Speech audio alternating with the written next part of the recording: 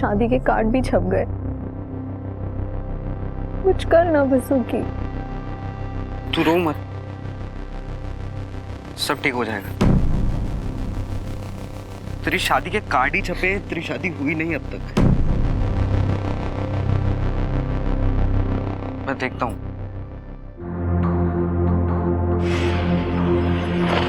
काजल, भाऊजी, हमारी इज्जत से खेलने लग रही है तू, है? काठी में बैठ।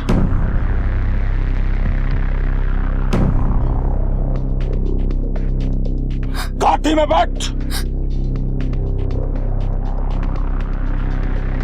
ठाकुर साहब, मेरी बात सुनो। भाऊजी आप रहने दीजिए, मैं लीजिए देश में मैं संभालूंगा। समझा इसे। अगली बारी अगर कहीं काजल के आसपास भी दिखाई दिया ना ये, तो 100 टुकड़े करवा दूंगा मैं इसके। भाऊजी आप काजल को ले जाइए, इसे मैं ऐसी सबक सिखाऊंगा जिंदगी भर याद रखेगा।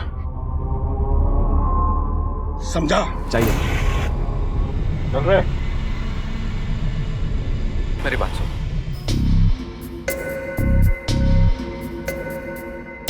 तो ठीक है, आज तुम दोनों का फैसला कर ही देते हैं। शाम को मंदिर के पीछे आ जाइयो।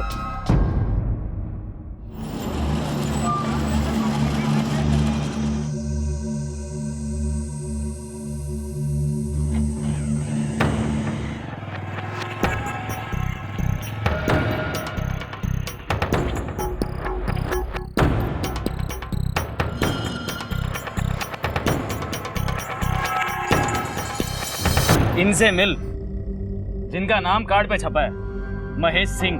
इनकी होने वाली काजल से शादी। अभी सुबह तूने कुछ और, इसको यार ने क्या अरे मतलब? ठंडा हो जाए यार, तेरा भी इंट्रोडक्शन कराता हूँ। ये बासुकी, काजल का आशिक।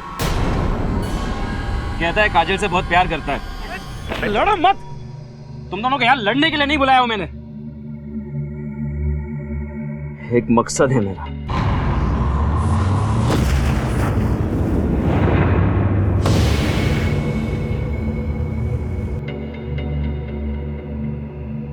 देख यार महेश, ठंडे दिमाग से सोच यार, क्या फायदा ऐसे शादी का जिसमें 3 जिंदगियां बर्बाद हो जाए।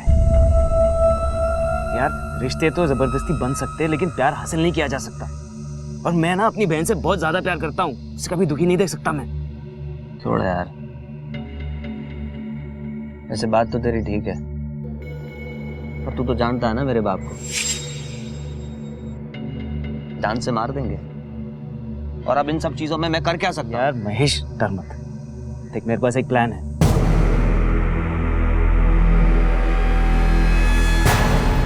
ये एक भाई का अपनी बहन की खुशी के लिए किया गया सीधा फैसला था, या एक खौफनाक जुर्म के खेल की शुरुआत थी जिसमें दांव पर लग गई थीं कई जिंदगियां।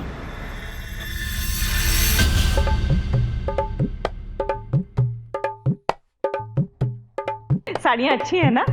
अच्छी तरह पैक करना। बजाओ, अच्छा लग रहा है। देखो, इस बार कोई गलती नहीं होनी चाहिए, समझे?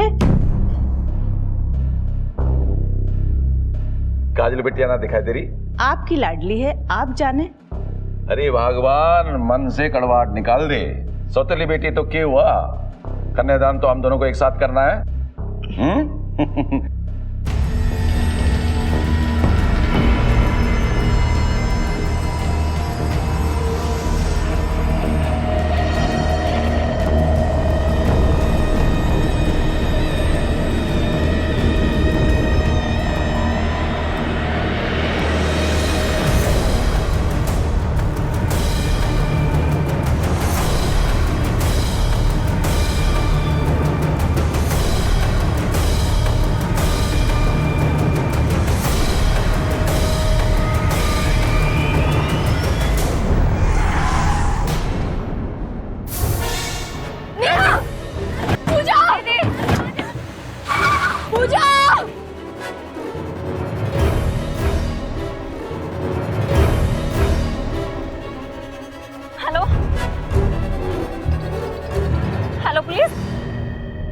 ये प्लानिंग शुरू हुई थी दिल्ली से सटे हुए इलाके प्रकाश नगर में, जहां एक भाई ने अपने पिता की मर्जी के खिलाफ जाकर अपनी बहन को उसके प्रेमी से मिलाने का कदम उठाया था। कई बार हम हालात का जायजा लेने में चूक जाते हैं। जो होता है वो दिखाई नहीं देता और जो दिखाई देता है वो होता नहीं। हमारी इज्जत से खेलना रहा है। आज मैं किस्सा ही खत्म कर डालूंगा, छोड़ूंगा नहीं इसे। हमारी इज्जत से खेलेगा। ठाकुर साहब एक मिनट, कहाँ जा रहे हैं आप? सुधीर, आज तो हमारे घर के मामले में कानून को बीच में मत ला। ठाकुर साहब, आप भी कानून को अपने हाथ में ना लो। कैसी बात करने लग रहा है सुधीर? वो कल का छोकरा हमारी इज्जत से खेलने लग रहा है और हम उसका कुछ ना करें, हाथ पे हाथ धरे बैठे रहे। मैं ऐसा कुछ भी ना कह रहा ठाकुर साहब। काजल मेरी भी बिटिया जैसी, और हमारे पीआई साहब राजवीर सिंह जी उस लड़के को बासुरी और ढूंढने गए हैं। आप शांति से काम लो जी, सब ठीक हो जाएगा। आप शांति से इनकी बात तो सुन लीजिए। तो चुप कर सुधीर। अगर शाम तक हमारी बेटी काजल घर ना पहुंची ना तो मने कोई रोक ना पाएगा। हमारी इज्जत और हमारी पगड़ी।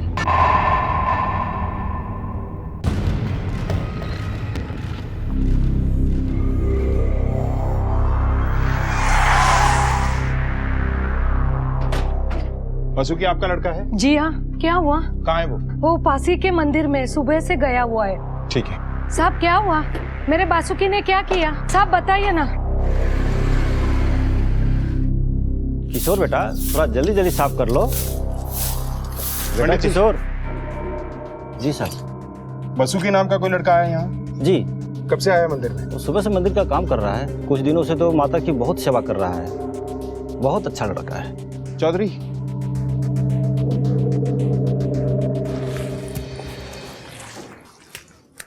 वासुकी, काजल का है? मुझे नहीं पता साहब। मतलब तू यहाँ नहीं बताएगा? काजल किडनैप हो गई और तुझे पता नहीं? हाँ, काजल का किडनैप? मुझे नहीं पता सर, मुझे नहीं पता इस बारे में कुछ भी। तूने तो काजल को किडनैप नहीं करवाया ना, और मंदिर में काम करके खुद को शरीफ आदमी साबित करने की कोशिश कर रहा है। इस कांड में अगर तेरा हाथ निकला ना तो जितनी तेरी उम्र है उतने साल सड़ेगा जेल में। मैं सच कहता हूँ, मैंने कुछ भी नहीं किया। सीधे सीधे जवाब दे। सुधीर, बड़े घर की बेटी काजल से प्यार करने की सजा दे रहे हैं आप लोग मुझे, लेकिन सच बोलता हूँ साहब, मैंने उसको किडनैप नहीं किया। सच्चे दिल से प्यार करता हूँ काजल को सर, मैं उसका किडनैप क्यों करूंगा? शर्मा, लेके जाओ इसे। सर मेरी बात सुनिए सर, मैंने कुछ नहीं किया सर। सर काजल से प्यार करता हूँ सर, मैंने कुछ भी नहीं किया। सर मेरी बात सुनिए, सर मेरी बात सुनिए, सर मैंने कुछ भी नहीं किया है। सर महिपाल सिंह बहुत ही गुस्से में है। अगर काजल को कुछ पता नहीं चला तो कुछ भी हो सकता है। वैसे मैंने काजल और बासुकी के कॉल रिकॉर्ड्स निकलवाए थे सर। काजल का फोन तो उसकी लास्ट लोकेशन से ही स्विच ऑफ है, लेकिन बासुकी ने सुबह 3-4 लोगों से बातचीत की है, पर कुछ खास बात नहीं हुई सर। बल्कि उसने तो काजल से भी कोई बातचीत नहीं की सुबह से। किडनैपर्स की गाड़ी की कोई डिटेल हाथ लगी? सर सिर्फ इतना कि वो नीले रंग की गाड़ी है। मैंने अलर्ट जारी करा दिया है। काजल उस वक्त शादी के जोड़े में थी, उसने गहने भी पहने हुए थे, तो हम चोरी के एंगल से भी इनकार नहीं कर सकते। सर लेकिन ये भी तो हो सकता है कि ये सारा खेल बासुकी ने रचा हो। ऐसा भी हो सकता है कि ये लड़की काजल ही कोई खेल खेल रही हो, लेकिन इस सिचुएशन में हम कोई चांस नहीं ले सकते। एक काम करो, बासुकी को रिहा कर दो और उसके पीछे खबरी छोड़ दो। जी। और हाँ, आसपास के सभी पेट्रोल पंप और टोल नाकों की सीसीटीवी फुटेज चाहिए मुझे। सभी गेस्ट हाउस, होटल, सब जगह चेक करो। Railway station, bus stand, taxi stand, सब जगह पूछताछ करो। Right sir.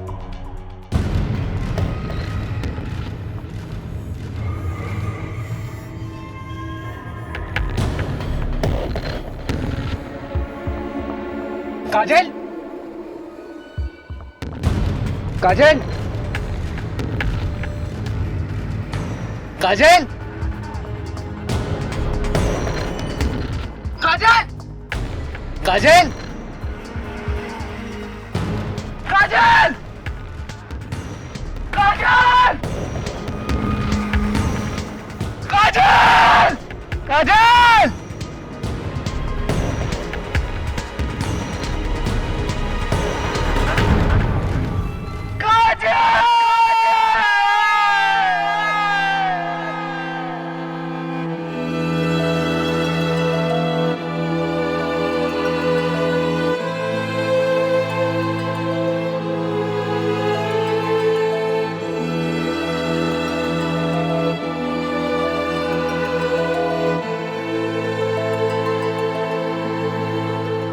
कहाँ तुम? कहाँ तुम?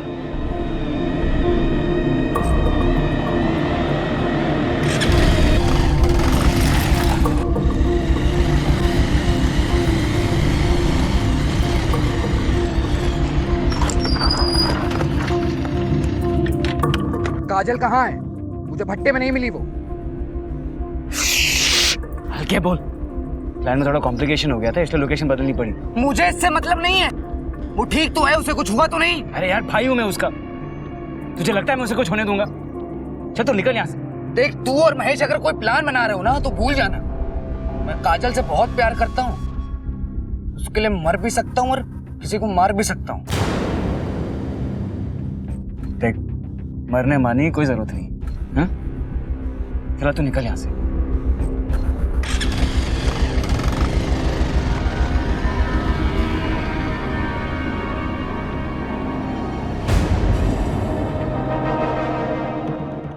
ए महेश, गाड़ी साइड में ले, गाड़ी साइड में ले।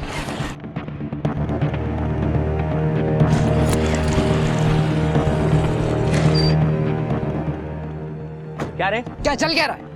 कोई मुझे कुछ बताएगा भी कि नहीं? मुझे खुद कुछ नहीं पता, मैं तुझे क्या बताऊं?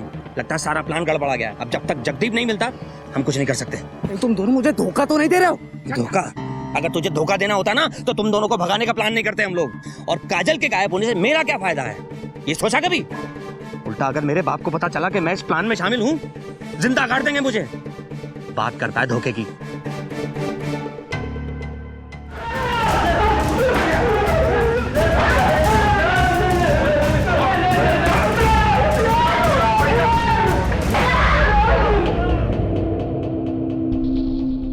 सर कुछ भी हाथ नहीं लग रहा है सर। जितने भी चार्जशीटरों को राउंड पे लिया है कुछ खास जानकारी बाहर नहीं आ रही है सर। सर्कमस्टेंसेस तो बासुकी की तरफ इशारा कर रहे हैं। हो ना हो इस सबके पीछे बासुकी का दिमाग है। ये सारा किडनैपिंग का प्लान उसी ने बड़ी सफाई के साथ रचा है सर।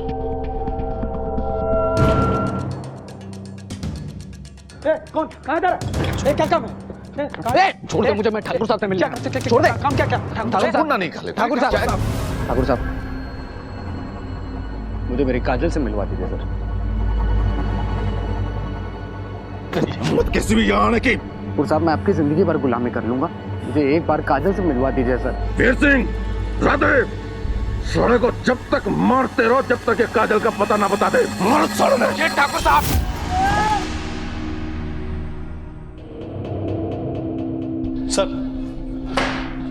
सर अभी भी खबर मिली है कि खिड़की नगर के पास एक खेत में लाश पड़ी है। क्या? चलो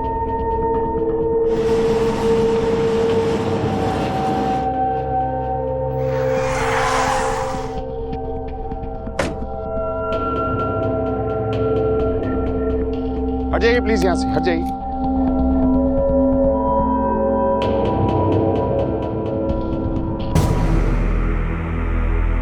सर ये तो जगदीप की लाश है, काजल का भाई।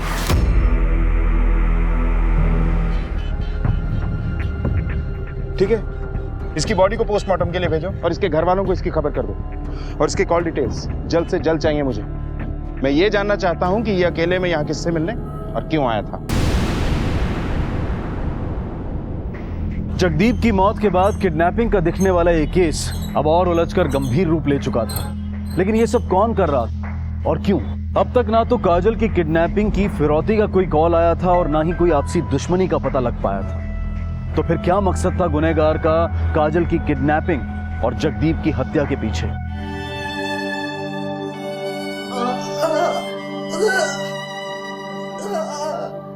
तूने एक बार भी सोचा अगर तुझे कुछ हो जाता तो मेरा क्या होता? तू परेशान मत हो माँ, काजल को मिल जाने दे, मैं और काजल मिलकर तेरा बहुत ख्याल रखेंगे।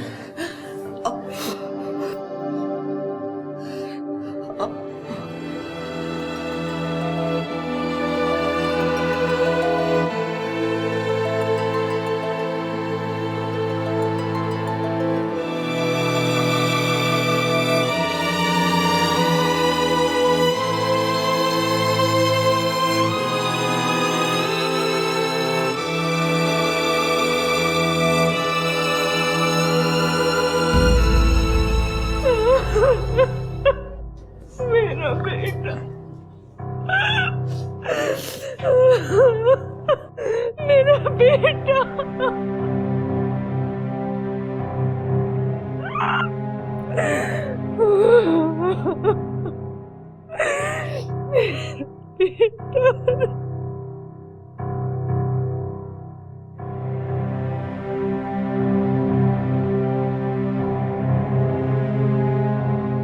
समझ सकते हैं एक बाप पर क्या बीत रही है, जिसका जवान बेटा ठाकुर साहब, हम आपके साथ हैं।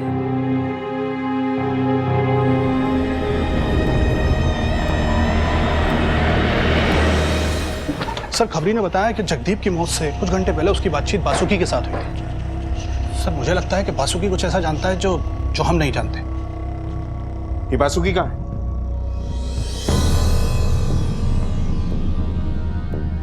अच्छा हुआ तुम खुद ही आ गए। यार किसे क्या तुम्हारा?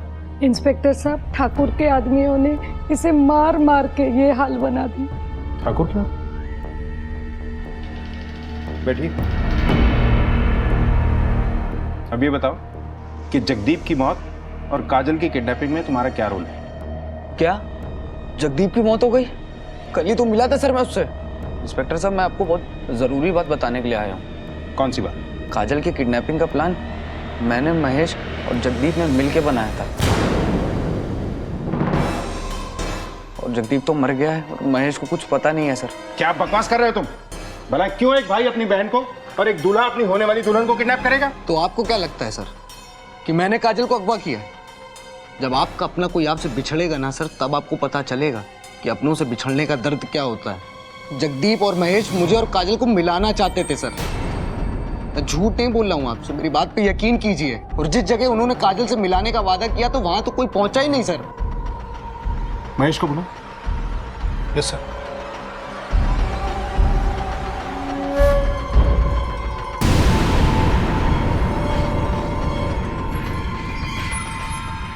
सर, मैं सच में कुछ नहीं जानता। ये सारा प्लान जगदीप का था। लेकिन मेरे पास एक प्लान है।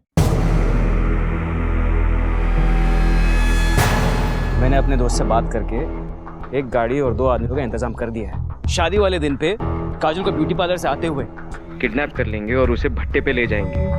वहाँ वो उसे बासुकी से मिलवाएंगे और महेश तू उन्हें जयपुर भेज देगा। हमारी हरकतों पर पुलिस और सबकी नजर होगी, इसलिए उस दिन हम आपस में एक दूसरे से फोन पे बात नहीं करेंगे। और हाँ बासुकी, उस दिन सबसे पहले शक तुझ पे जाए, इसलिए उस दिन तू यहाँ मंदिर में ही रहना। तुम लोगों ने शादी ब्याह को खेल समझ रखा है क्या? ये सब कुछ पहले बता देते तो जगदीप की मौत नहीं होती और काजल को ढूंढ निकालने में मदद मिलती। माफ कर दीजिए सर, गलती हो गई, लेकिन मेरी काजल को ढूंढ निकाली है। न जाने सर मेरी काजल किस हालत में होगी। हो गया तुम्हारा ड्रामा खत्म, कर ले अपना काम।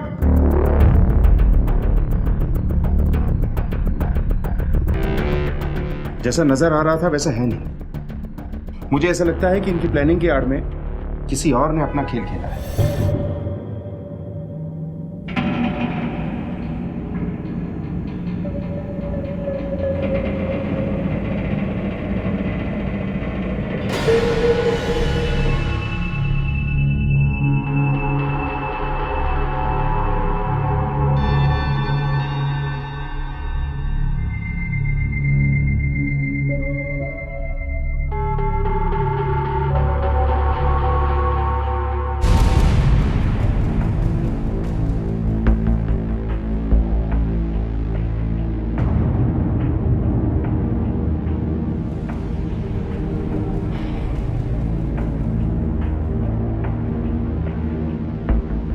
ये लो 1.5 लाख रुपया।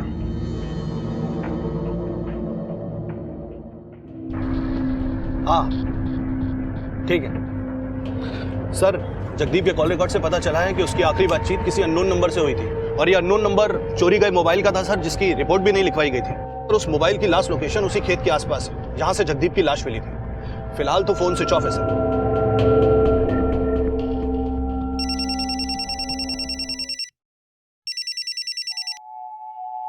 हाँ अभिषेक बोल। हेलो पापा। क्या रे? किसको फोन लगा रहा है? अभिषेक क्या हुआ? The number you have called is currently switched off. The number you have called is currently switched off.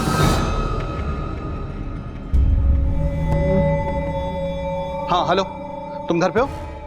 अभिषेक से बात कराओ। अभिषेक घर कुछ बता के गया है? नहीं कुछ नहीं, मैं बताता हूं तुम्हें। हाँ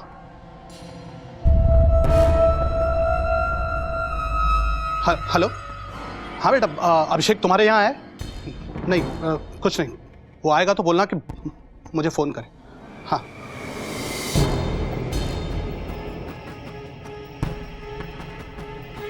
सर, अभी अभिषेक का फ़ोन आया था सर, मेरे बेटे का। बड़ा घबराया हुआ था सर, किडनैपर के बारे में कुछ बता रहा था, लेकिन फ़ोन बीच में कट गया। मैंने बाद में फ़ोन लगाया सर, लेकिन फ़ोन स्विच ऑफ आ रहा है। मैंने घर पे, दोस्तों पे, सभी से बात की सर, लेकिन बात नहीं हो पा रही। वो किसी के साथ नहीं है। उसका फ़ोन सर्विलेंस पे डालो। हाँ सर। जब आपका अपना कोई आपसे बिछड़ेगा ना सर, तब आपको पता चलेगा कि अपनों से बिछड़ने का दर्द क्या होता है। सर कहीं ऐसा तो नहीं कि अभिषेक का किडनैप? चलो। महेश और बासुकी द्वारा जगदीप के बनाए प्लान का राज खुल जाने के बाद पुलिस असमंजस में पड़ गई थी। एक तरफ सब कुछ प्लान के मुताबिक हो रहा था और दूसरी तरफ प्लान बनाने वाला खुद अपने ही प्लान का शिकार बन गया था। और अब तो गुनहगार का हौसला इतना बढ़ चुका था कि सब इंस्पेक्टर के बेटे अभिषेक की किडनैपिंग के पीछे उसी का हाथ होने की संभावना ने सबके होश उड़ा दिए थे। अक्सर हमें लगता है कि पुलिस वाले दूसरों के दुख समझ नहीं पाते, पर असल में उनकी ड्यूटी ऐसे कठिन हालात से घिरी होती है जहां उन्हें गुनहगारों को पकड़ने के अलावा और कोई सुध-बुध नहीं होती।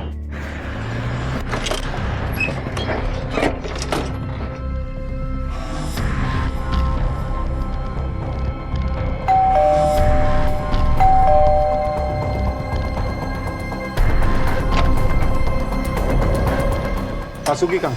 यहाँ नहीं है। सुधीर, घर की तलाशी लो अच्छी तरह। जी सर।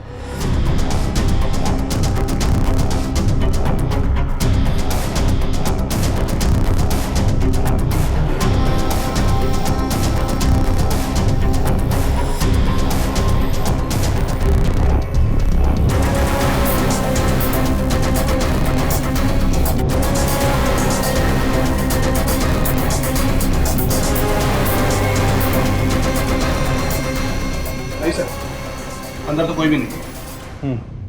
बासुकी और अभिषेक के मोबाइल की करंट लोकेशन ट्रेस करो।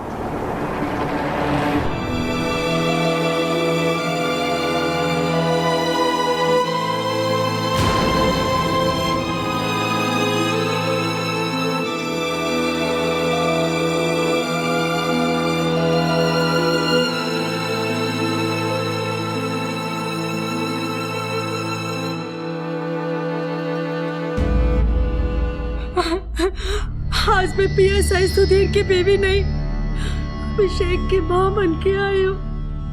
इंस्पेक्टर साहब, मेरे बेटे की जान खतरे में है।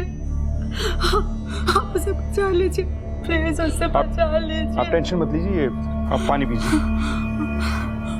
घबराइए नहीं, हम बहुत जल्द उसे ढूंढ निकालेंगे। इन्हें छोड़ के आओ।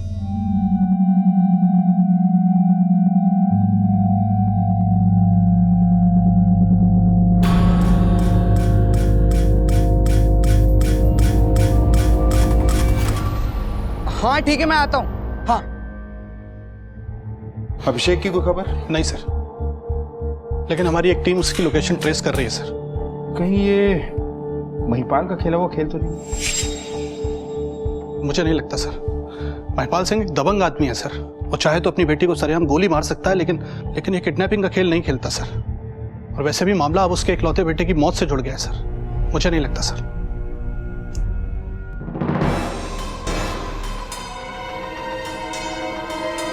काजल कहाँ है? पैसे? नहीं, पहले काजल को बुलाओ। पैसे? काजल को बुलाओ।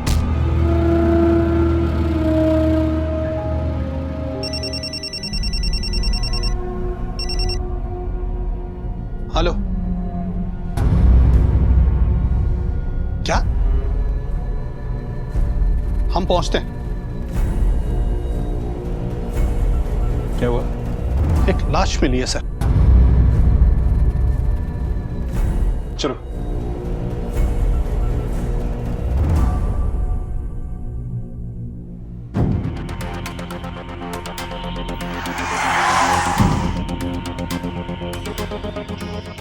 हट जाइए प्लीज, हटिए यहाँ से। आइए साइड में।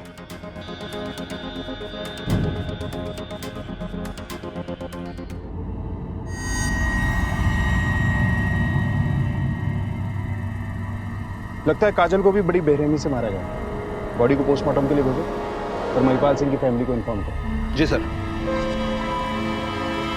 जिस काजल की फर्जी किडनैपिंग से इस केस की शुरुआत हुई थी, अब उसी काजल की लाश बरामद होने के बाद इस इन्वेस्टिगेशन को एक बहुत बड़ा झटका लगा था। जिन हालात में काजल की लाश मिली थी वो बहुत ही गंभीर और खतरनाक जुर्म की गवाही दे रहे थे। बेटी का कन्यादान करने चला था, अब क्रियाक्रम करना पड़ रहा है। इंस्पेक्टर साहब, काजल का उन दोनों में कई बार रेप हुआ था और 2 लोगों के सैंपल भी पाए गए सीमेंट के। उसके सर पर किसी भारी चीज से चोट की थी जिसकी वजह से उसकी मौत हो गई। हेलो,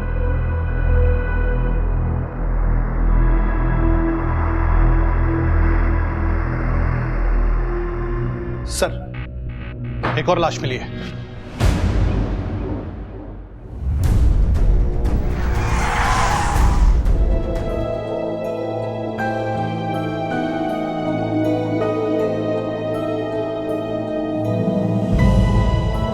सर ये तो बासुकी है। इसके भी सर पर सर वैसे ही वार किया गया है जैसे जगदीप के साथ हुआ था। बासुकी और जगदीप की लाशें जिस तरह से मिली हैं, लगता है कातिल को एक ही है और आसपास है। अच्छा, वो पेट्रोल पंप और टोल नाके की फुटेज का क्या हुआ? फुटेज मिल गई सर। हमारी एक टीम उसे बारीकी से स्कैन कर रही है। ये जो भी है या तो बहुत शातिर है या फिर कोई इन्हें पनाह दे रहा है। साहब, मैंने कल शाम इस लड़कों को दीवारों पर पोस्टर लगाते हुए देखा था।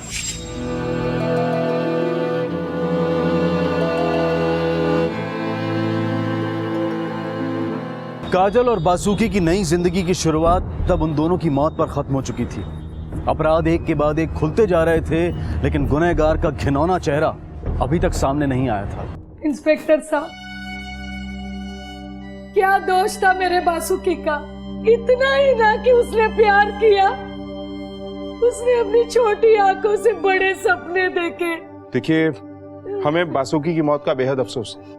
मैं आपको विश्वास दिलाता हूँ कि हम उसके कातिलों को बहुत जल्द ढूंढ निकालेंगे और सख्त से सख्त सजा देंगे। सर, अभिषेक की लोकेशन ट्रैक हो गई है। जी, आप अभी घर जाइए। चलो।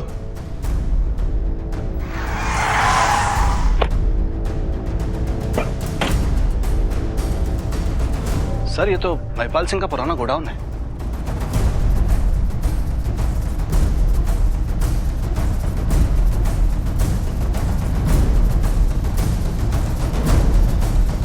हवलदार, एम्बुलेंस बुलाओ और इस महिपाल सिंह को पुलिस स्टेशन बुलाओ।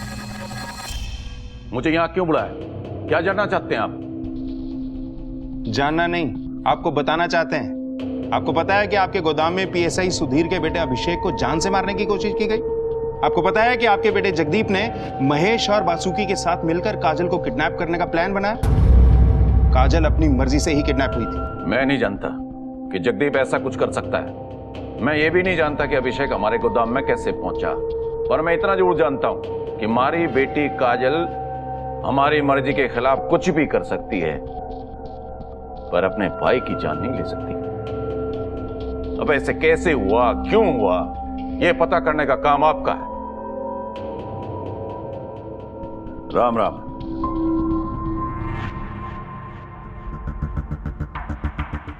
मैं उन दोनों को अच्छी तरह से जानता हूं। दोनों चकरपुर के लखन और बबलू हैं। दोनों का प्लान जयपुर जाने का था। तुम उन्हें इतनी अच्छी तरह से कैसे जानते हो? क्योंकि तीसरा किडनैपर मैं खुद था।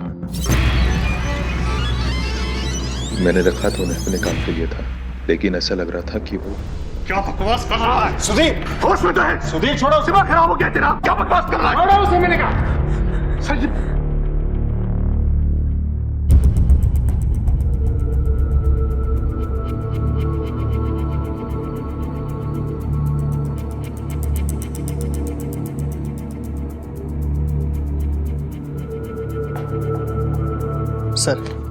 सर अभिषेक के बयान के मुताबिक लाखन और बबलू के नाम पर सकरपुर चौकी में भी लूटपाट का केस दर्ज है सर। ये उनकी डिटेल्स आई है। इन दोनों के फोटोग्राफ्स दिल्ली से लेकर जयपुर तक सारे पुलिस स्टेशन, बस अड्डे, रेलवे स्टेशन और चेक नाकों पर सर्कुलेट करो और अपने खबरियों को भी एक्टिवेट करो। किसी भी कीमत पर ये बच के नहीं निकलने चाहिए। सर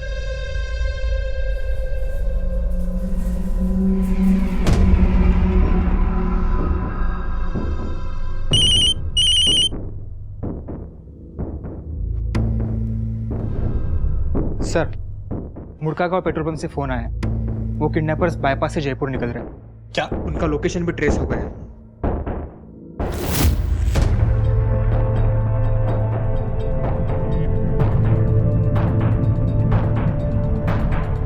ये पुलिस कहां से आ रही है? क्या कर रहा है? अबे भगा!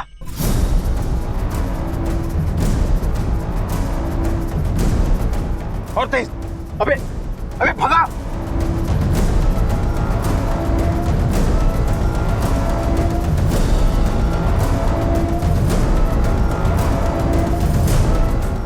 रुक! आगे लाओ, इसके आगे चलो। गाड़ी रख! पीछा करो इसका। तो रास्ता बंद है। भाग जल्दी भाग। रुक!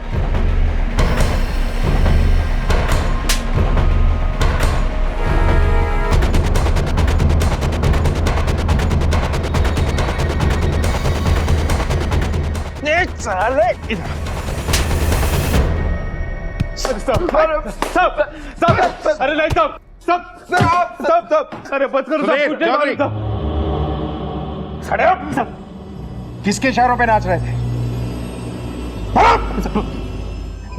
बता तो सब बता तो।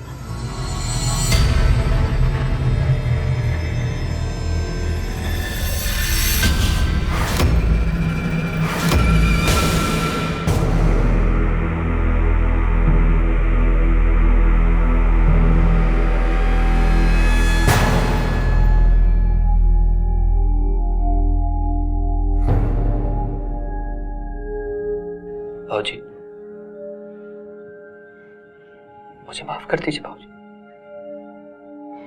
मैंने जो भी कुछ किया वो जगदीप के कहने पर किया भाऊजी। मुझे माफ कर दीजिए। आप लोगों से वादा किया था कि अपनी बेटी को आपके घर की बहू बनाऊंगा, मगर चिंता मत कीजिए ठाकुर साहब, आप ही की बेटी मेरे घर की बहू बनेगी। और आप सरकारी मेहमान। मतलब ले चलो बाप बेटे को। चलो। अरे लेकिन मैंने क्या किया? अरे छोड़िए भाऊजी।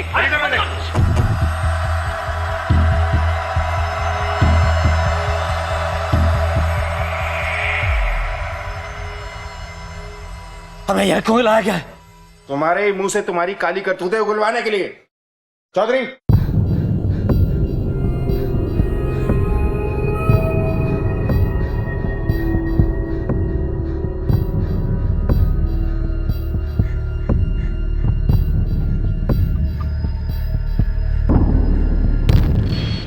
वासुकी और काजल की शादी करवाने के लिए जगदीप और मैंने किडनैपिंग का ड्रामा किया था, और उसके लिए मैंने बबलू यादव और लाखन की मदद भी ली थी। प्लान के मुताबिक हमने लड़की को उठा लिया। फिर फोन आया कि काजल को भट्टे पे न ले जाकर किसी और लोकेशन पे ले जाना है और जान से मार देना था। उनके पास तुम्हारा नंबर कहां से आया? सर, जगदीप के प्लान के हिसाब से मुझे सिर्फ इतना करना था कि काजल और वासुकी को यहाँ से भगाने के बाद जयपुर में उनके रहने का इंतजाम करूं, और इसीलिए मेरे पास वो नंबर था जो ये तीनों इस्तेमाल कर रहे थे, और इसके बारे में मैंने पिताजी को पहले ही बता दिया था। शादी के कुछ दिन पहले ही मुझे तहसीलदार से ये खबर मिल गई थी कि महिपाल सिंह अपनी जायदाद अपने बेटे जगदीप और बेटी पूजा के नाम कर रखी है। सोचा शादी के बाद कोई रास्ता निकालूंगा, मगर जैसे ही महेश ने इनका प्लान मुझे बताया, मेरे दिमाग में एक और प्लान आ गया। काजल को तो मारना ही था, पर उसकी खूबसूरती सांप बनकर हमारे दिमाग को ढस रही थी।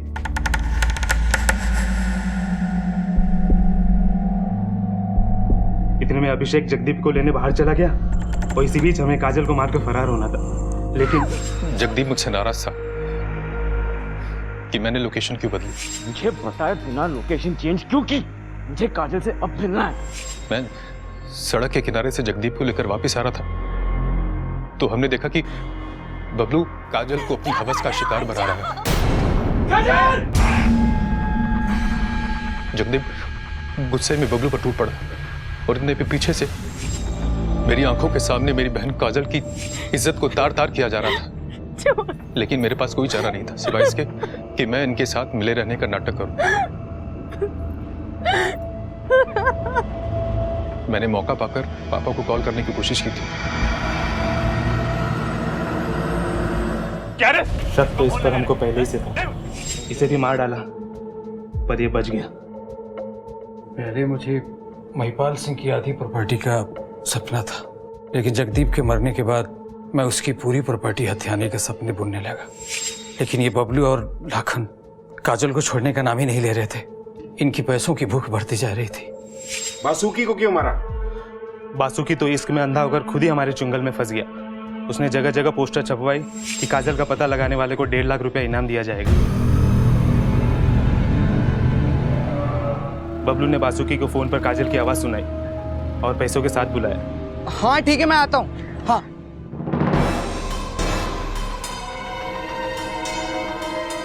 काजल कहाँ है?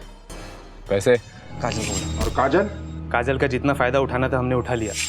अब वो हमारे लिए खतरा बन चुकी थी, तो हमने उसे भी।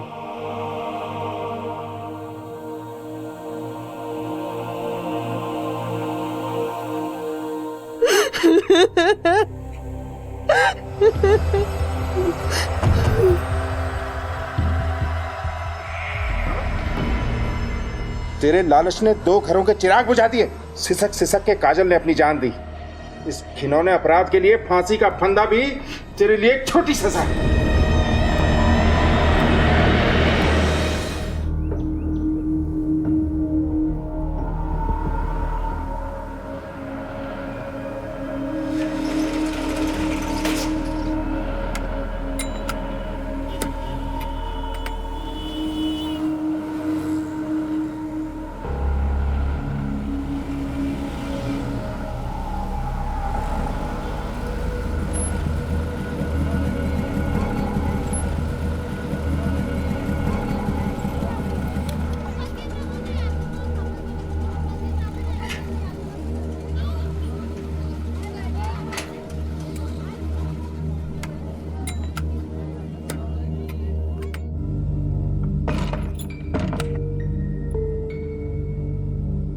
आरती, आरती पानी पिला। आजो तेरे लिए क्या लाया हूं। आरती, आरती,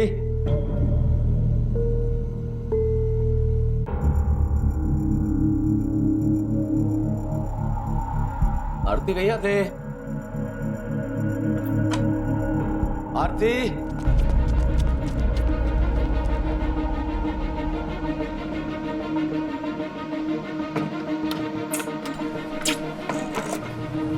आरती,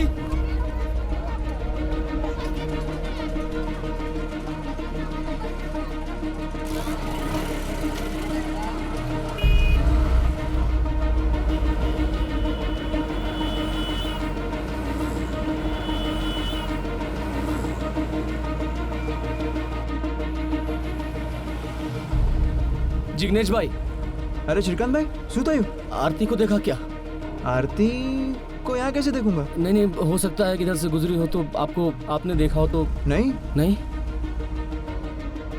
अरे बात तो સાંભળો।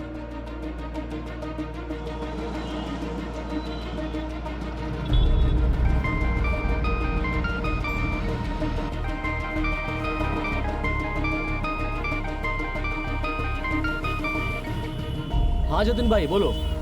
अरे जतिन भाई 4 कलाक से ढूंढ रहा हूँ उसको। तो थोड़ा और ढूंढ लो ना श्रीकांत भाई। जतिन भाई मेरी कुछ समझ में नहीं आ रहा है, बहुत टेंशन हो रही है। अरे कभी घर से बाहर। अरे श्रीकांत भाई तुम्हें टेंशन नहीं लो, आप घर पे जाके इंतजार करो, हो सकता है वापस आ जाए। अरे नहीं आएगी जतिन भाई, पता है मेरे को कुछ गड़बड़ है। मैं एक काम करता हूँ, पुलिस में जाके रिपोर्ट करता हूँ। साहब आरती गोयल नाम है इसका। कितने साल की है? 19 देखने में छोटी लगती है। आप इसके क्या लगते हैं? जी काका, भतीजी है मेरी। किसी लड़के के साथ कोई चक्कर, आसपास कोई जान पहचान, कोई अफेयर, ऐसा कुछ? नहीं साहब, हो नहीं सकता है, वो ऐसी लड़की नहीं है। आपके साथ कोई कहासुनी हो गई हो, आपने डांट दिया हो और गुस्से में घर छोड़कर भाग गई, ऐसा कुछ? नहीं साहब, मैं क्यों डांटूंगा भला उसको? मैंने तो जिम्मेदारी ली है उसकी। वो साहब क्या है कि लड़की थोड़ी दिमाग से मतलब थोड़ा दिमागी बीमारी है उसको। जब से उसके पिताजी गुजर गए ना तब से। लड़की का फोन नंबर? हाँ साहब वो देखिए, फोन नंबर से उसके रिकॉर्ड्स मिल सकते हैं, उसे ट्रैक भी किया जा सकता है। हाँ साहब, पर वो फोन वापरती नहीं थी ना। तो आप उसको कांटेक्ट कैसे करते थे? लैंडलाइन पर। लैंडलाइन से तो घर के अंदर कांटेक्ट होगा, घर के बाहर कॉलेज वगैरह भी तो जाती होगी। कॉलेज नहीं साहब, कॉलेज नहीं जाती थी ने। वो क्या है कि पढ़ाई में मन नहीं लगता था ना उसका, तो घर के काम करती थी। बहुत सीधी सादी लड़की है वो साहब, इसलिए बहुत डर लगता है मुझे। प्लीज आप कैसे भी करके उसको ढूंढ दीजिए। जैसे मिल जाए ना मेरे को फोन करिए, कभी भी कोई टाइम में मैं आ जाऊंगा। ठीक है, आप जा सकते हैं। जी सर।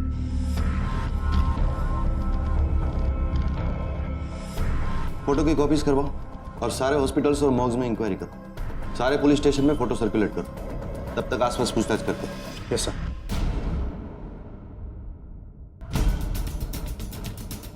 आई थी यह लड़की तो श्रीकांत भाई अपने साथ लाए थे। कब? 1.5-2 महीने हो गए होंगे।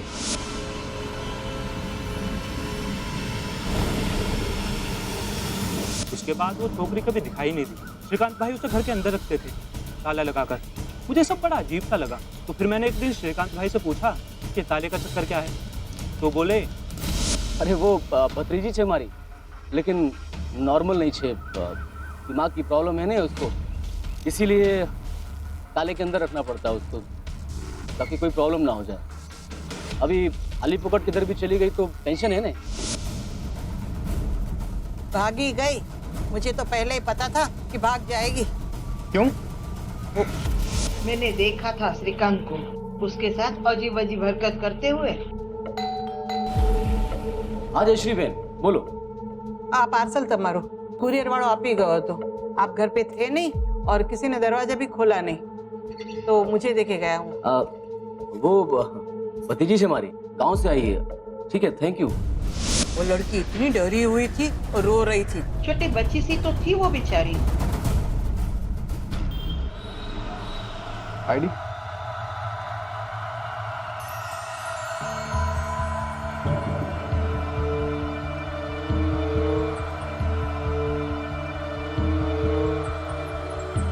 ये आपका शादी नहीं है? हाँ।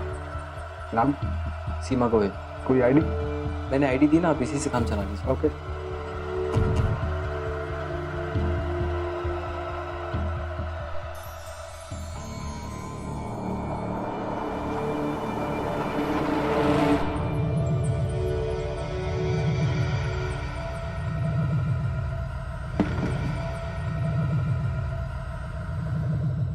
Yes sir. मतलब ये सेक्सुअल अब्यूजमेंट का केस हो सकता है? जी सर, हो सकता है। इसीलिए शायद श्रीकांत इतना भौंकलाया हुआ है ताकि आरती कहीं किसी को कुछ बता ना दे। पॉसिबल। एनीवेज, पहले सारी बातों को साबित करना होगा, तभी कोई एक्शन ले पाएंगे। श्रीकांत को पुलिस स्टेशन बुलाओ। Okay sir.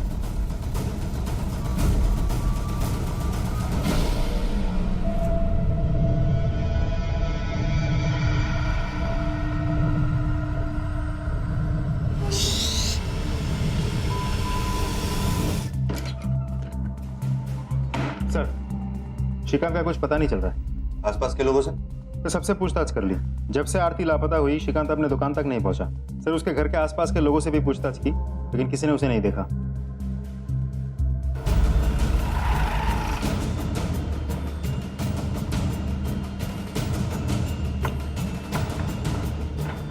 मेहता तुम ऊपर जाओ, तुम लोग इस तरफ जाओ।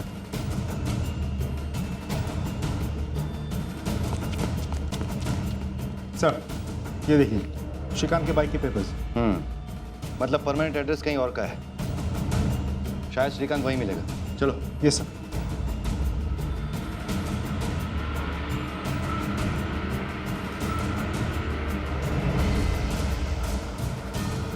कमाल है, श्रीकांत के माँ बाप है आप, वो कहाँ गया, उसे क्या हुआ, आप कुछ नहीं जानते? मेरे को इसी बात का डर था। मैं तमने कीधु हतो कि एक बार फोन करके देखो। जो ये क्या हो गया? गया मारो श्रीकांत। मतलब साहब, श्रीकांत से हमारा कोई कांटेक्ट नहीं। जिस दिन से वो उस लड़की को लेकर आया था, आज सोच है तूने लगन कर लिया हमारे बिना। अरे बापूजी लगन करना थे ने, कर ली। अब हमें आप भी स्वीकार करो, अन्य आशीर्वाद दो। इस छोकरी की उम्र देखी है तो सिर्फ आधी उम्र की लगती है ये। तुम्हें जो करना था तुम कर चुके, लेकिन इसमें हम भागीदार नहीं होंगे। अरे जब लड़की को कोई प्रॉब्लम नहीं है तो आप लोगों क्यों हो रही है? अरे मेरे को इधर आना ही नहीं चाहिए था, माथा फिर गया था मेरा जो राय में।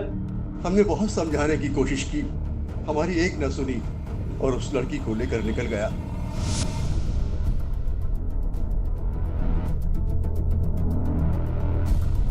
यही वो लड़की है जिससे श्रीकांत ने शादी की थी? हाँ जी। इसी से लगन किया था श्रीकांत ने। तो फिर श्रीकांत ने हमसे झूठ क्यों बोला कि आरती उसकी पत्नी नहीं भतीजी है? आरती गोयल नाम है इसका। कितने साल की है? 19। आप इसके क्या लगते हैं? जी काका, भतीजी है मेरी। शायद लड़की उम्र में छोटी है, इसलिए हमें आरती के घर वालों से भी पूछताछ करनी होगी।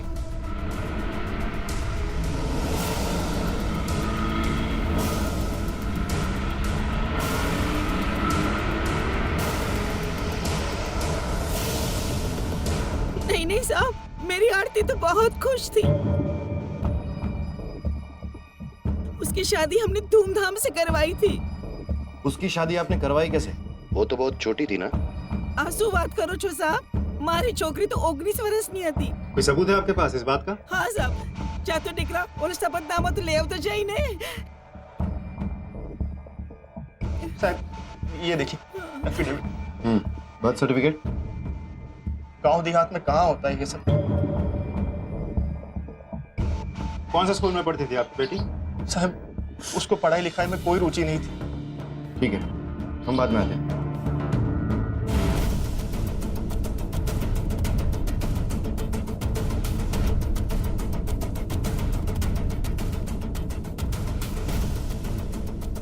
इसे जानती हो तुम? ये आरती है, मेरी दोस्त।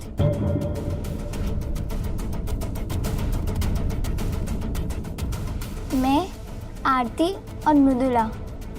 पक्का?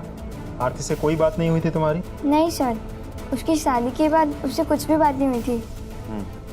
क्या उम्र है बेटा तुम्हारी? 15 साल। इस पहेली में कई सवाल जुड़ते जा रहे थे।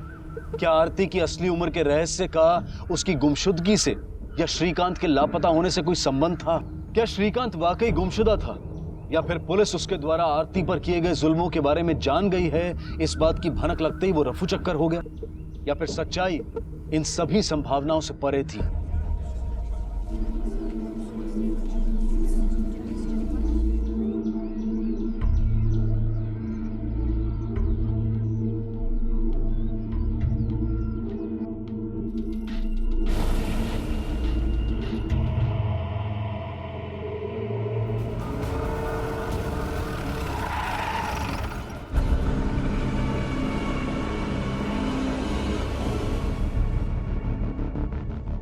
मल्टीपल स्टैब वुंड्स हैं। किसने मारा होगा?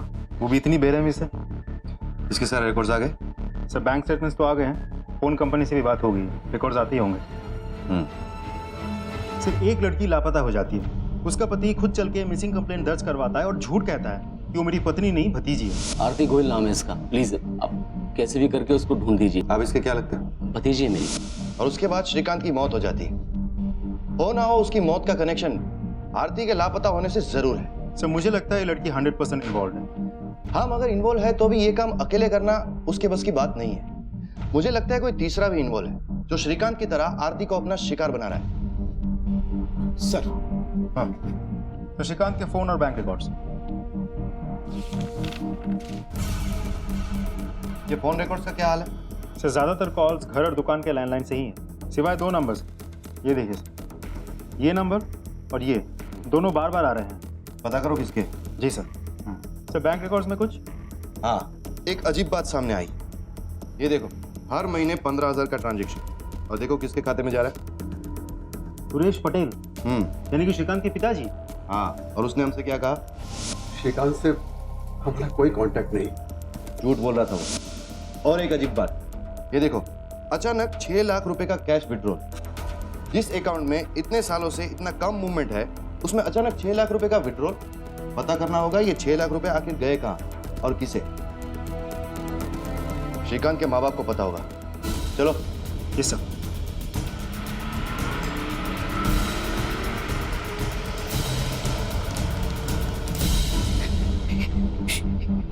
ये कैसे हो गया?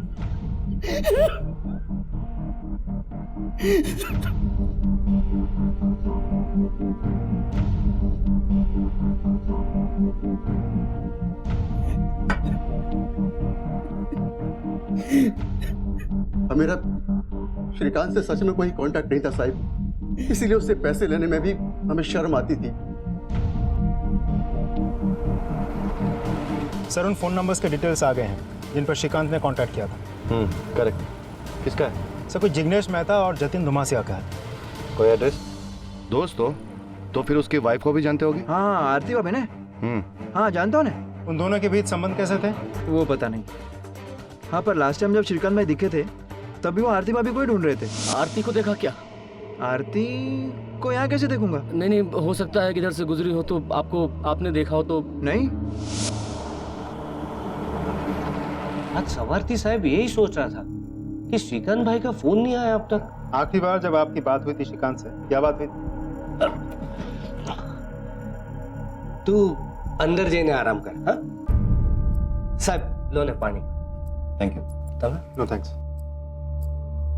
शायद आपको पता नहीं साहब, आरती को मानसिक बीमारी है। श्रीकांत भाई का कोई कांटेक्ट नहीं।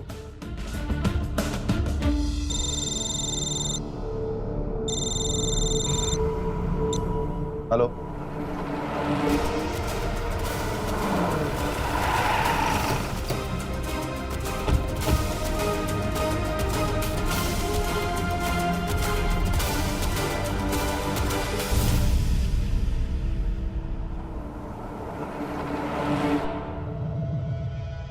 कहाँ थे तुम इतने दिन?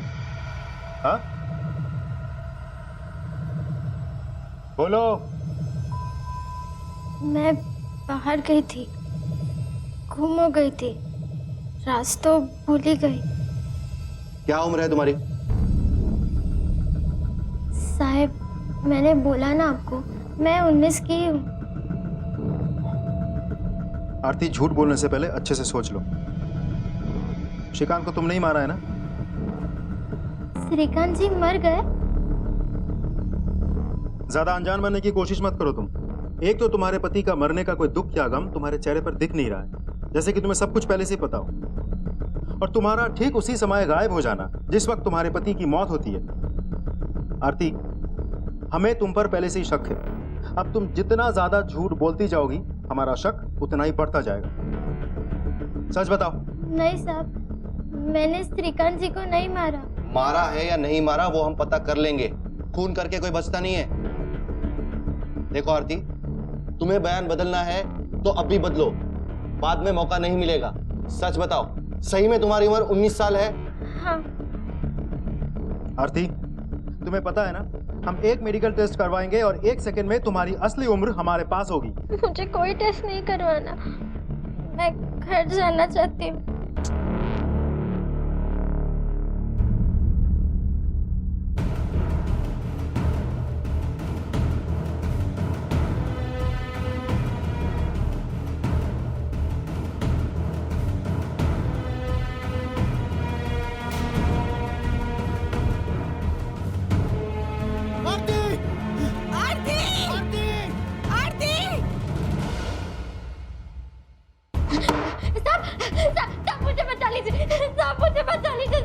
वो लोग मेरे साथ जबरदस्ती करते।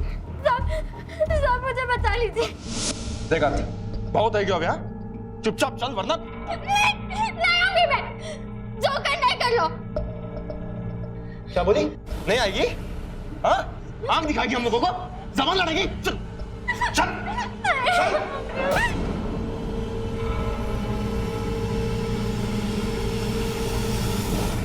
आप लोग इसके साथ जबरदस्ती नहीं कर सकते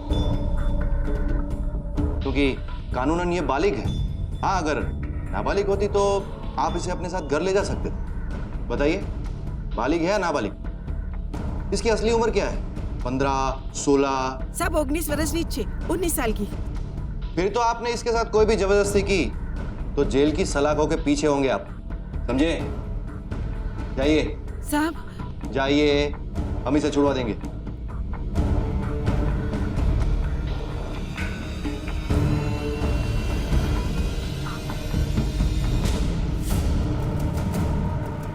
बच्ची है सर, मुझे नहीं लगता फोन इसने किया होगा। मेहता, जो दिखता है वो हमेशा सच नहीं होता। इस बात को तुम अच्छी तरह से जानते हो। आरती का बैकग्राउंड चेक करवाओ और जिस जगह से श्रीकांत की लाश मिली थी उसके आसपास के इलाके में इसके फोटोज को सर्कुलेट करो। हो सकता है कहीं पर किसी ने इसे देखा और इसे पहचान ले। Yes sir.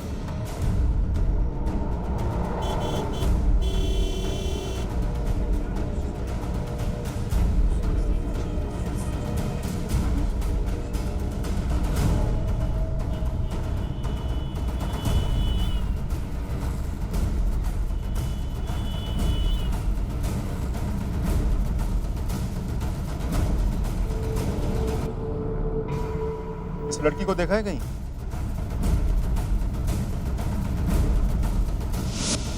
हाँ सर, पास के होटल में ही आई थी और इसके साथ में एक लड़का भी था। उस लड़के की शक्ल देखी थी? हाँ सर।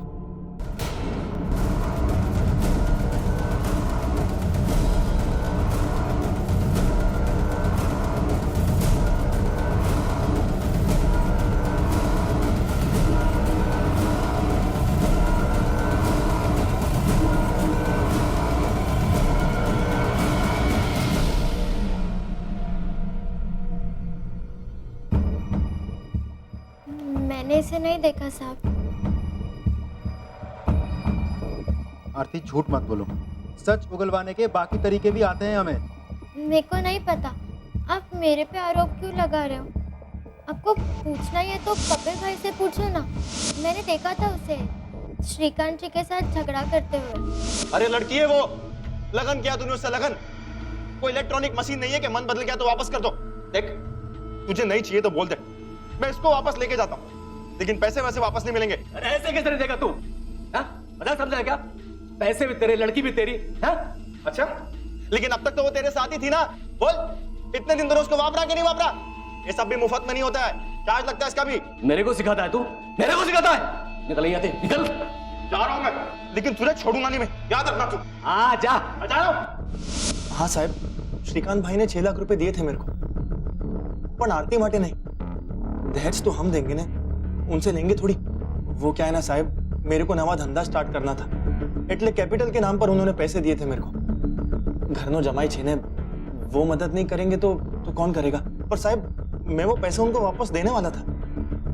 तुम्हारे साथ श्रीकांत का जो झगड़ा हुआ था उसका क्या? ना साहब, कोई झगड़ा वगड़ा नहीं हुआ था। मैं और श्रीकांत भाई तो पक्के दोस्त बन गए थे, वरना आजकल के जमाने में इतने पैसे कौन किसी को देता है? तो तुमने उसे नहीं मारा? ना साहब, इतने भले आदमी को कोई क्यों मारेगा? साहब, आप आरती से पूछो, उसी ने किया होगा। सर, दोनों एक दूसरे पे उंगली उठा रहे हैं। इन दोनों में से झूठ कौन बोल रहा है और क्यों? दोनों ही तो झूठ नहीं बोल रहे सर। શું વિચારો છો સર? विचारो છું કે इसको कहीं देखा है। कहाँ?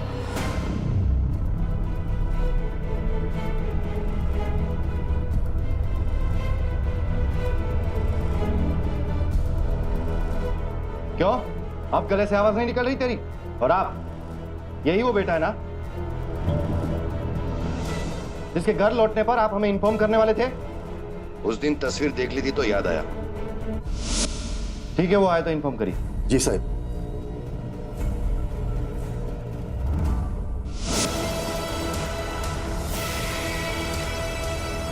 इतनी नफरत करता था तो श्रीकांत से? अपने भाई के मौत पर जब माँ बाप शोक मना रहे थे तब तू गायब था। वो मुझे कुछ जरूरी काम था। कौन सा जरूरी काम? काम से आरती का कोई लेना देना?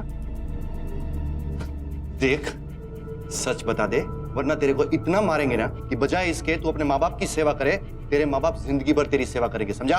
बोल, क्या कर रहा था आरती के साथ? मदद कर रहा था उसकी भागने में।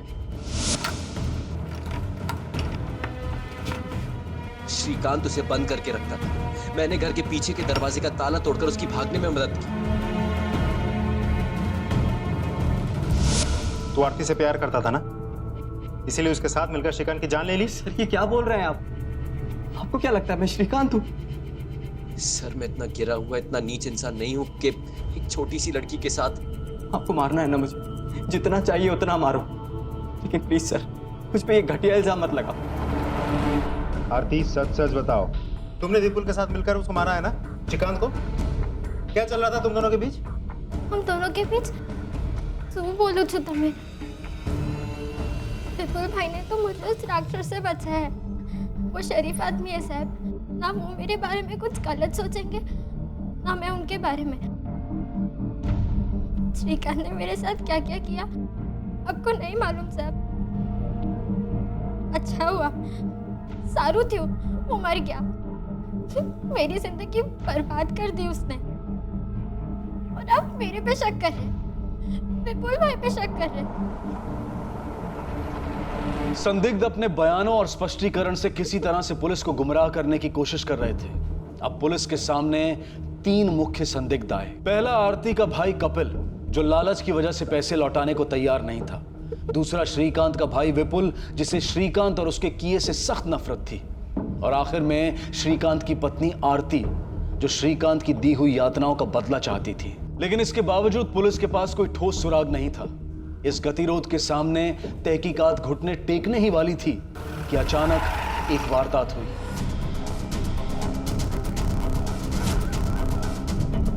सर, मृदुला के पोस्टमार्टम रिपोर्ट। सर ये मृदुला तो 15 साल की थी, नाबालिग। बैकग्राउंड चेक, इसके घर वालों से बात की? यस सर, उसके घर वालों ने बताया कि वो शादीशुदा है। उसके पति का नाम जिग्नेश है और एड्रेस उसी दुकान का है जो श्रीकांत के दोस्त जिग्नेश का है। Yes sir. बोल, वरना खाल उधर दूंगा तेरी। कुछ भी खरीदने बेचने की लायक नहीं रह जाएगा, तू समझा ना? बोल। साहब मैंने मृदुला को नहीं मारा है।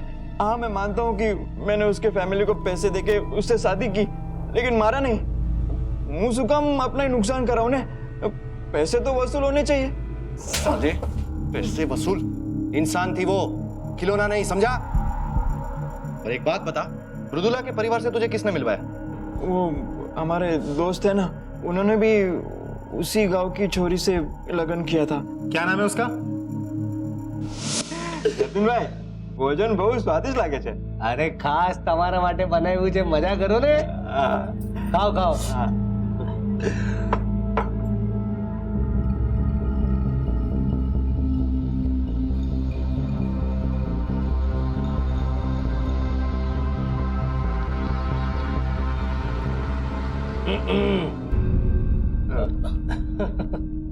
वैसे तुम दोनों को अब तक कोई घूरने वाली मिली है कि नहीं? मिले भी तो इतने भाभी माफिक जवान और खूबसूरत थोड़ी ना मिलने वाली है। अरे मिलेगी भाई, मैं कहता हूँ मिलेगी। बोलो पैसा है? खूबसूरत, जवान, हर बात मानने वाली, एकदम मासूम, बस पैसा चाहिए बस। बोलो है? तो तूने पैसे देकर एक नाबालिग लड़की को खरीद ली? नहीं साहब, सोगन कहने कहूँ छू, मेरे को तो पता ही नहीं था कि वो नाबालिग है। उसके घर वालों ने तो वो बालिग होने का प्रमाण भी दिया था। कैसा प्रमाण? वो एफिडेविट। 27 अगस्त की रात को कहाँ थे तुम? साहब मैं तो घर पर ही था। साबित कर सकते हो? हाँ मतलब आप मेरी बीवी से पूछ लीजिए, हम दोनों घर पर ही थे, साथ में टीवी देख रहे थे। कहाँ है वो? बुलाओ। हाँ जी। अरे सांभड़, आई आओ तो।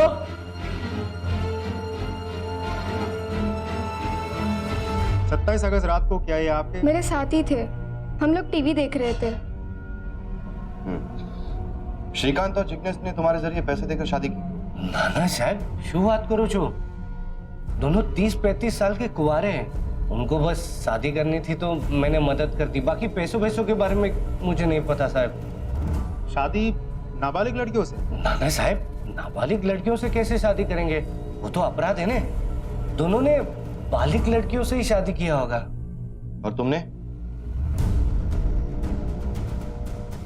तुम्हारी बीवी भी दिखने में तो नाबालिग ही लगती है। साहब लगती है पर है नहीं, 20 वर्ष नहीं छे। मारी पास प्रमाण पत्र छे, लगन के पहले पूरी खातरी कर ली थी मैंने। दिखाओ जरा। अब जी।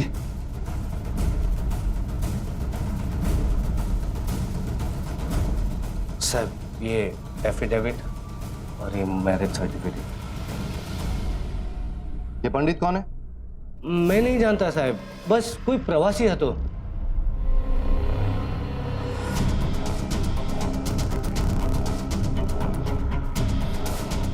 सर ये एफिडेविट और ये मैरिज सर्टिफिकेट। साहब ये देखिए एफिडेविट। मिल गया रास्ता। ये देखो, तीनों एफिडेविट में एक ही लॉयर के सिग्नेचर और हर एक मैरिज सर्टिफिकेट में एक ही विटनेस की साइन, पंडित। अब ये इत्तेफाक तो हो नहीं सकता कि हर एक मैरिज में एक ही राह चलता आदमी विटनेस बन गया। सर इतने सारे लोगों के साथ वही घटना है, घटनाओं के साथ जुड़े एक ही लोग, तो ये तो बहुत बड़ा है। रैकेट है। सही कहा तुमने। मैं आज सुबह ही आरती और मृदुला के परिवार के बैकग्राउंड को चेक कर रहा हूं। दोनों एक ही गांव से, दोनों के गांव में सालों से सूखा पड़ा हुआ, दोनों के परिवारों में पिता ने सुसाइड किया हुआ, फार्मर सुसाइड केस, मतलब आमदनी बंद, दोनों के परिवार पर कर्जा। अब ये कोई रैंडम घटना तो है नहीं, इन परिवारों को चालाकी से चुना जा रहा है। ये जो कुछ भी है उसके बारे में सिर्फ हमें एक ही इंसान बता सकता है, जो इतने समय से चुप है। आरती, हम सब जान चुके हैं ये बहुत बड़ा रैकेट है ना, जो तुम्हारे और तुम्हारे गांव के आसपास वाले गांव में चल रहा है। नाबालिग लड़कियों के परिवारों को पैसे देकर उन लड़कियों से शादी करना, झूठे दस्तावेजों द्वारा उन लड़कियों के नाबालिग होने का सच को छुपाना, हमें सब पता है आरती। बस एक सच जानना बाकी है कि श्रीकांत को मारा किसने। देखो आरती, अब चुप रहने से तुम बच नहीं पाओगे। हम जानते हैं कि तुम्हारे साथ जो कुछ भी हुआ गलत हुआ है, लेकिन इसका मतलब ये नहीं है कि तुम श्रीकांत का मर्डर करके बच जाओगी। तुम्हारे साथ साथ विपुल को भी अंदर करेंगे, दोनों सड़ोगे जेल में बनने। हम जानते हैं कि तुम किसी से डर रही हो। किसका डर है तुम्हें? नाम बताओ उसका। मैं नहीं जानती, मैं बहुत डर गई थी क्योंकि जिस दिन मैं घर पहुंची थी उस दिन मुझे उसका फोन आया था।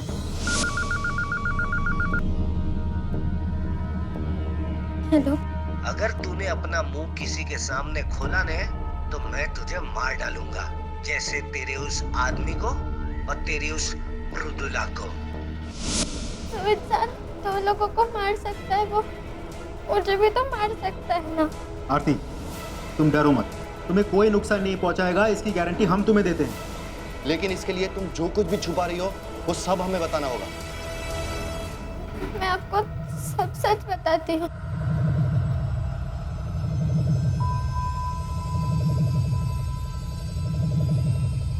मेरी उम्र 15 साल है।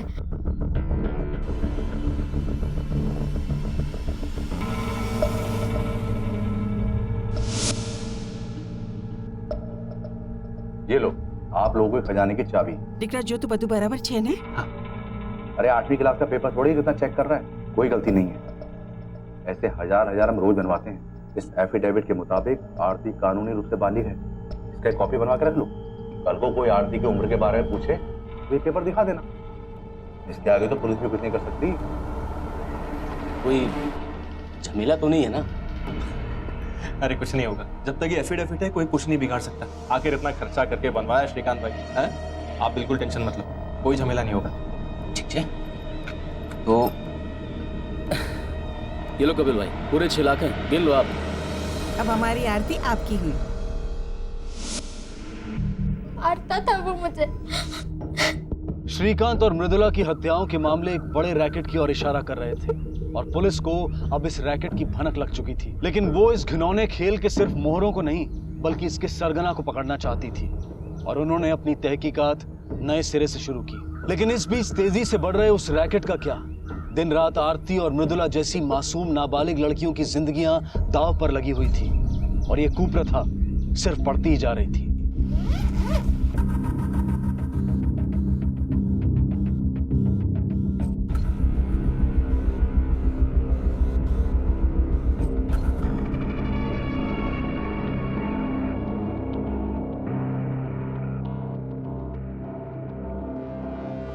ओम मंगलम भगवान विष्णु मंगलम गरुड़ाध्वज मंगलम कुंडलिकक्षाय मंगलाय तनोहरि स्वाहा।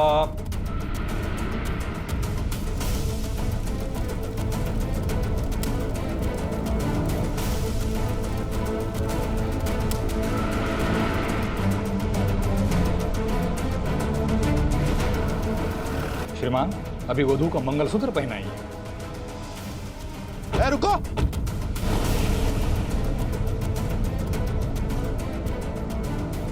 तेरे को विटनेस बनने का बहुत शौक है, हाँ? और तुम लोग, लालत है तुम लोगों पर।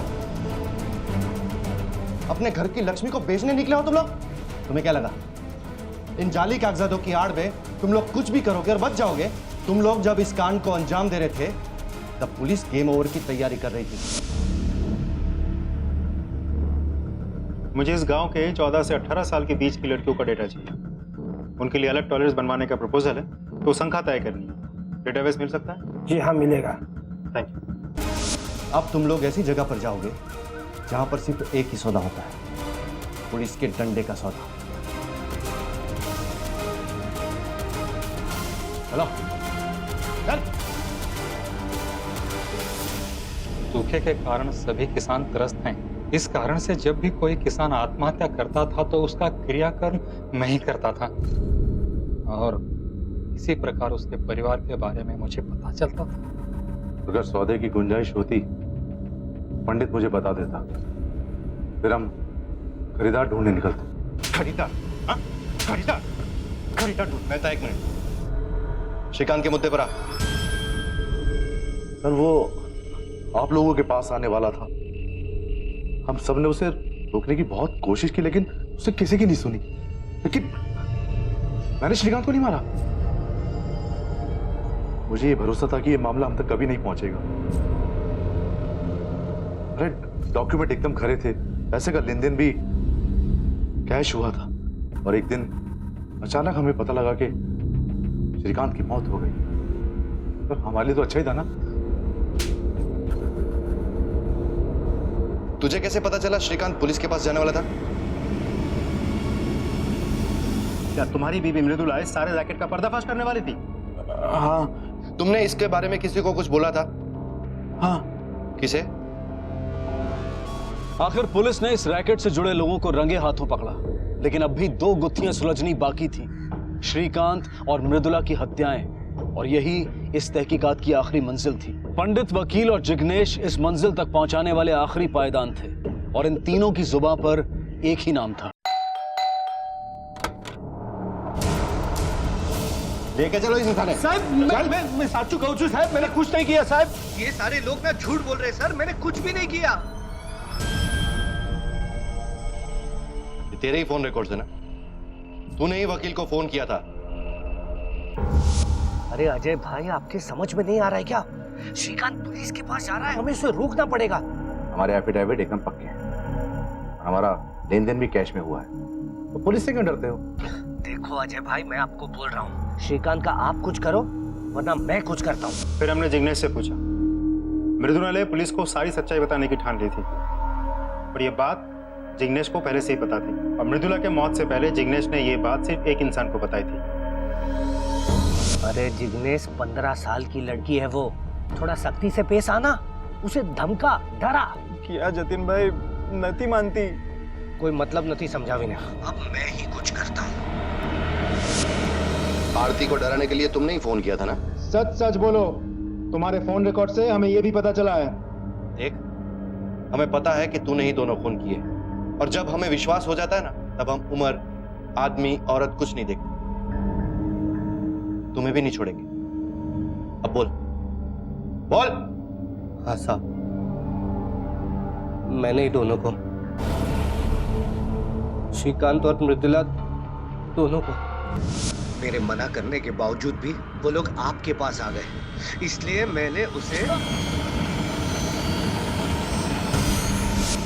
वो श्रीकांत जब तक आरती का इस्तेमाल कर रहा था तब तक उसे कोई तकलीफ नहीं थी, और मृदुला को भी जिग्नेश ने पैसे देकर खरीदा। वकील अजय और पंडित, उन्हें तो सिर्फ पैसे गिनना आता था साहब, किसी को नहीं पड़ी थी।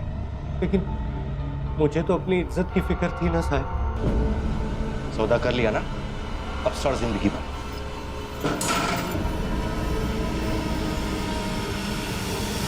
श्रीकांत और मृदुला का हत्यारा जतिन आखिरकार पकड़ा गया।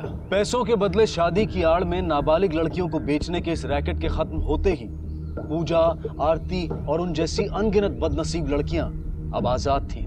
लेकिन जीवन के इस खौफनाक दौर ने उनके मन में कई गहरे घाव छोड़े थे और उन्हें भरने में काफी देर लगने वाली थी। इस केस द्वारा हमारे समाज का एक बेहद घिनौना चेहरा सामने आया, जहां किसान आत्महत्या जैसी दुखद घटना का भी लोगों ने अपने स्वार्थ के लिए फायदा उठाया। ऐसे विभत्स और चौंका देने वाले कुकर्म अक्सर सभ्यता की आड़ में हमारे आसपास ही हो रहे होते हैं। जरूरी है कि हम उन्हें पहचाने, बेनकाब करें और शिकस्त दें।